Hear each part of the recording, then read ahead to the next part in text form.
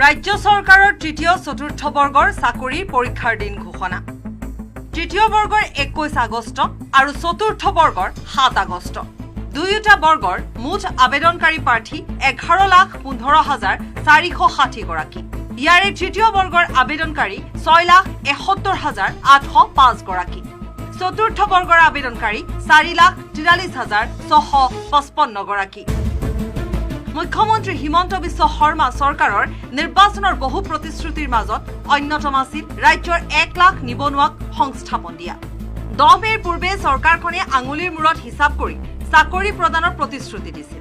চৰকাৰখনে নিৰ্ধাৰিত এবছৰত 1 লাখ নিবনুৱাৰ সংস্থাপন যদিও সম্পন্ন কৰিব নোৱাৰিলে, তথাপি চৰকাৰখনে এই পথসমূহ পূৰণ কৰাৰ লক্ষ্য নিৰ্ধাৰণ কৰিছিল, যাৰ ভিত্তিত ৰাজ্যিক পৰ্যায়ৰ নিৰ্বাচনী আয়োগ গঠন কৰি তৃতীয় চতুৰ্থ বৰ্গৰ মুঠ 26,441টা পদৰ প্ৰকাশ কৰিছিল বিজ্ঞাপন, যিটো বিজ্ঞাপনৰ 7 জুনত আবেদনৰ সময়সীমা অন্ত পৰিছে। অনলাইন যোগে দাখিল কৰা আবেদনৰ সময়সীমা অন্ত পৰাৰ লগে লগে ঘোষণা হৈছে বাছনি পৰীক্ষাৰ তাৰিখ। অৱশ্যে তৃতীয় বৰ্গৰ চালক শাখাৰ বাছনি পৰীক্ষাৰ দিন এই মুহূৰ্তলৈকে প্ৰকাশ কৰা হোৱা নাই।